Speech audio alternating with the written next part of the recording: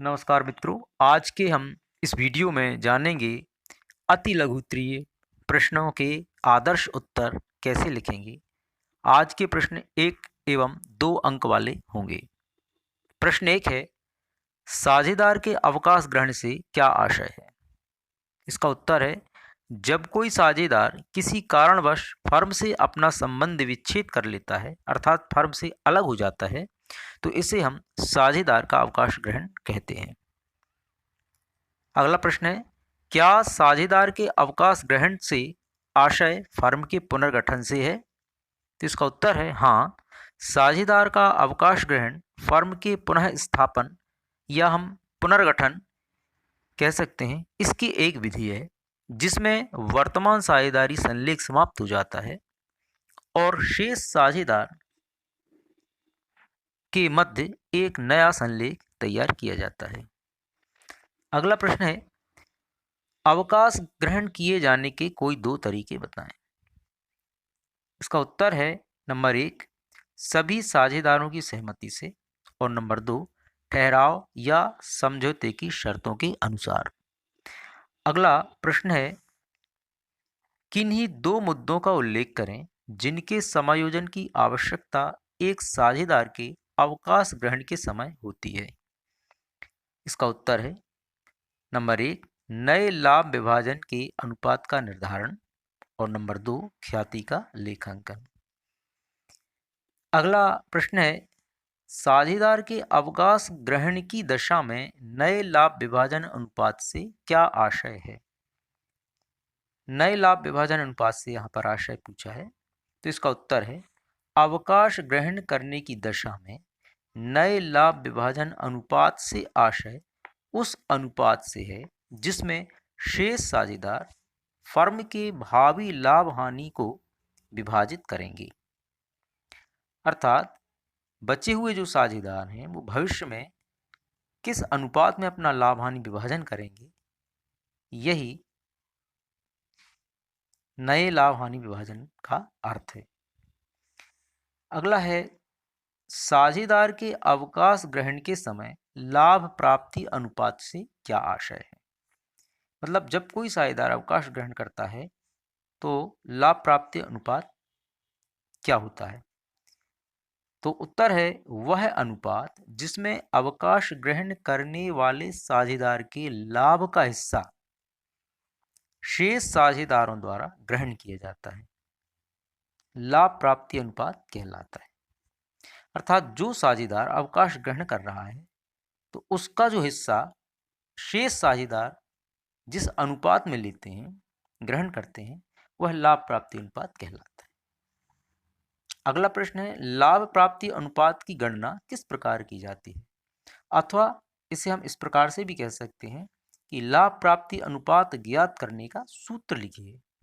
तो इसका उत्तर है, लाभ प्राप्ति अनुपात की गणना निम्न सूत्र से की जाती है, और वह सूत्र है लाभ प्राप्ति अनुपात बराबर नया अनुपात माइनस पुराना अनुपात। अर्थात लाभ प्राप्ति अनुपात ज्ञात करने के लिए हमें नए अनुपात से पुराना अनुपात घटाना होगा। अगला प्रश्न है, लाभ प्राप्ति अनुपात की गणना क्यों की जाती है? इसका उत्तर है, लाभ प्राप्ति अनुपात की गणना अवकाश ग्रहण करने वाले साझेदार या मृतक साझेदार को देय ख्याति की राशि निर्धारित करने के लिए की जाती है। मतलब जो साझेदार अवकाश ग्रहण कर रहा है या मृतक साझेदार है तो उसको जो ख्याति की रकम दी जानी है, इस ख्याति की रकम को किस अनुपात में शेष साझेदार उसे देंगे, इसकी गणना करने के लिए लाभ प्राप्ति अनुपात निकाला जाता है। अगला प्रश्न है, किसी साझेदार के अवकाश ग्रहण पर ख्याति का लेखांकन किस प्रकार किया जाता है? अर्थात यहाँ पर आपको प्रविष्टि बताना है कि कौन सी प्रविष्टि होगी अवकाश ग्रहण के समय ख्याति के लेखांकन से संबंधित। तो यहाँ हो जाएगा कि अवकाश ग्रहण करने वाले साझेदार की ख्याति के हिस्से से अवकाश ग्रहण करने वाले साझेदार के पूंजी खाते को क्रेडिट करते हैं और शेष साझेदारों के पूंजी खाते को उनके लाभ प्राप्ति अनुपात में डेबिट किया जाता है। मतलब यहाँ पर हम प्रविष्टि के रूप में लिख सकते हैं कि शेष साझेदारों का पूंजी खाता डेबिट, ये लाभ प्राप्ति अनुपात से होगा, और अवकाश ग्रहण करने वाले साझेदार के पूंजी खाते से। अगला प्रश्न है, साझेदार के अवकाश ग्रहण करने पर विद्यमान ख्याति का व्यवहार आप किस प्रकार करेंगे? मतलब यदि कोई साझेदार फर्म से अवकाश ग्रहण कर रहा है और फर्म की पुस्तकों में पहले से कोई ख्याति है तो करेंगे, इसका लेखा हम किस प्रकार करेंगे? तो आइए इसका लेखा हम समझते हैं कि पुस्तकों में विद्यमान ख्याति को बंद करने के लिए प्रविष्टि की जाएगी, और वह प्रविष्टि इस प्रकार से होगी, सभी साझेदारों का पूंजी खाता डेबिट, ये पुराने अनुपात से होगा, ख्याति खाते से। तो जो साझेदार अवकाश ग्रहण कर रहा है वह और बचे हुए साझेदार, सभी साझेदारों के पूंजी खाते को हम डेबिट करेंगे और ख्याति खाते को क्रेडिट करेंगे, और यह सब ख्याति पुराने अनुपात में बांट दी जाएगी। अगला प्रश्न है, किसी साझेदार के अवकाश ग्रहण करने पर संपत्तियों और दायित्वों का पुनर्मूल्यांकन क्यों किया जाता है? इसका उत्तर है, संपत्तियों तथा दायित्वों का पुनर्मूल्यांकन इसलिए किया जाता है क्योंकि साझेदार के अवकाश ग्रहण पर कुछ संपत्तियों के मूल्य में वृद्धि हो जाती है या कमी हो जाती है, दायित्वों के मूल्य में परिवर्तन हो सकता है, कुछ अलिखित संपत्तियां हो सकती हैं। इसके लाभ हानि में अवकाश ग्रहण करने वाले साझेदार का हिस्सा होता है, इसलिए संपत्ति और दायित्वों का पुनर्मूल्यांकन किया जाता है। अगला प्रश्न है, किसी साझेदार के अवकाश ग्रहण करने पर संपत्तियों और दायित्वों के मूल्य में परिवर्तन को दिखाने के लिए कौन सा खाता तैयार किया जाता है? तो इसका उत्तर है पुनर्मूल्यांकन खाता, रिवैल्यूएशन अकाउंट। अगला प्रश्न है, संयुक्त जीवन बीमा पॉलिसी क्या है? ज्वाइंट लाइफ इंश्योरेंस पॉलिसी क्या है? इसका उत्तर है, संयुक्त जीवन बीमा पॉलिसी वह बीमा पॉलिसी है जो साझेदारों के जीवन पर संयुक्त रूप से ली जाती है। इस तरह की पॉलिसी का प्रीमियम फर्म के द्वारा चुकाया जाता है। अगला प्रश्न है, समर्पित मूल्य क्या है? समर्पित मूल्य वह मूल्य है जो पॉलिसी की देय तिथि से पूर्व पॉलिसी को चालू न रखने एवं इसे बीमा कंपनी को लौटाने पर बीमा कंपनी द्वारा भुगतान किया जाता है। मतलब यदि साझेदार किसी पॉलिसी को उसकी देय तिथि के पूर्व बंद करना चाहें तो बीमा कंपनी कुछ निश्चित रकम देती है साझेदारों को, तो बीमा कंपनी द्वारा दिया गया जो है मूल्य समर्पित मूल्य कहलाता है। इसके बाद है अगला प्रश्न, साझेदार के अवकाश ग्रहण के समय चिट्ठे में दिखाई गई ख्याति को अपलिखित करने के लिए क्या जर्नल प्रविष्टि की जाती है? तो इसका उत्तर है, सभी साझेदारों का पूंजी खाता डेबिट, ख्याति खाते से। अगला प्रश्न है, लाभ प्राप्ति अनुपात तथा त्याग अनुपात में कोई दो अंतर बताइए। तो इसका उत्तर है नंबर 1, पहला अंतर है, त्याग अनुपात की गणना नए साझेदार के प्रवेश के समय की जाती है, जबकि लाभ प्राप्ति अनुपात की गणना साझेदार के अवकाश ग्रहण पर की जाती है। तो त्याग अनुपात निकाला जाता है नए साझेदार के प्रवेश पर और लाभ प्राप्ति अनुपात निकाला जाता है साझेदार के अवकाश ग्रहण पर। दूसरा है, त्याग अनुपात पुराने साझेदारों के लाभ विभाजन को कम कर देता है, जबकि लाभ प्राप्ति अनुपात शेष साझेदारों के लाभ विभाजन अनुपात को बढ़ा देता है। तो एक अंतर यह है कि त्याग अनुपात जो होगा वह पुराने साझेदारों के लाभ विभाजन को कम कर देगा, और जो लाभ प्राप्ति अनुपात होगा वो शेष साझेदारों के लाभ विभाजन अनुपात को अधिक कर देगा, बढ़ा देगा। अगला क्वेश्चन है, सत्यम शिवम सुंदरम साझेदार हैं जो लाभों का विभाजन 2:3:2 के अनुपात में करते हैं।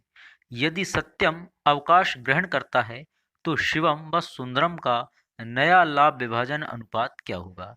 बिल्कुल सिंपल सी मेथड है इसमें कि शिवम और सुंदरम का जो अनुपात है वह है 3:2। तो यहाँ पर हम सत्यम का अनुपात निकाल देते हैं जो कि 2 है। इसको निकालने के बाद जो 3:2 बचता है, यही शिवम और सुंदरम का नया अनुपात होगा। अगला प्रश्न है, दीपा, शिल्पा एवं मधुमिता साझेदार हैं जो लाभ को 5:3:2 के अनुपात में विभाजित करती हैं। यदि मधुमिता अवकाश ग्रहण करती है तो दीपा एवं शिल्पा का नया अनुपात क्या होगा? इस प्रश्न में भी हम मधुमिता का अनुपात निकाल देंगे तो शेष दीपा और शिल्पा का अनुपात बचेगा जो हो जाएगा 5:3। तो हमें यहाँ पर मधुमिता का अनुपात 2 जो है वो हटा देना है। अगला प्रश्न है, नीरू, अनु और आशु साझेदार हैं जो लाभ को 4:3:2 के अनुपात में विभाजित करती हैं।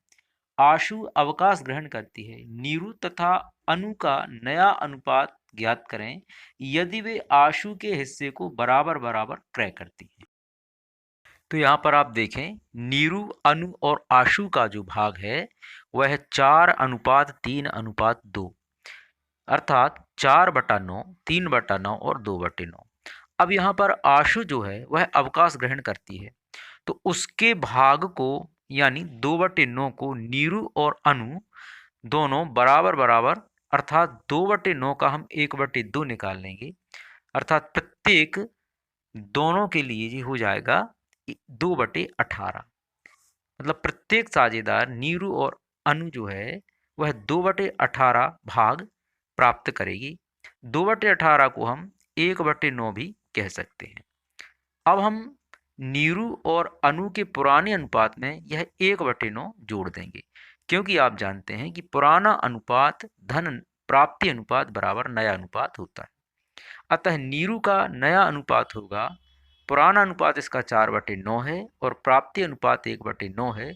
इस प्रकार यह 4-1/9 हो जाएगा जो कि 5/9 होगा। नीरू का नया अनुपात हो जाएगा 5/9। इसी तरह से अनु का जो नया अनुपात होगा तो उसका जो पुराना है वह है 3/9 और इसमें हम 1/9 जो इसके लिए प्राप्ति है वो जोड़ देंगे तो यह हो जाएगा 3-1/9 बराबर 4/9। इस प्रकार नीरू और अनु का नया अनुपात 5:4 होगा। आइए अब हम कुछ सत्य असत्य वाले क्वेश्चन देखते हैं। पहला प्रश्न, एक अवकाश ग्रहण करने वाले साझेदार को फर्म की ख्याति में हिस्सा पाने का अधिकार है। तो यह कथन सत्य है। दूसरा है, एक साझेदार के अवकाश ग्रहण करने पर लाभ में से सृजित संचिति बचे हुए साझेदारों के पूंजी खाते में नए लाभ विभाजन के अनुपात में जमा किया जाता है। असत्य है।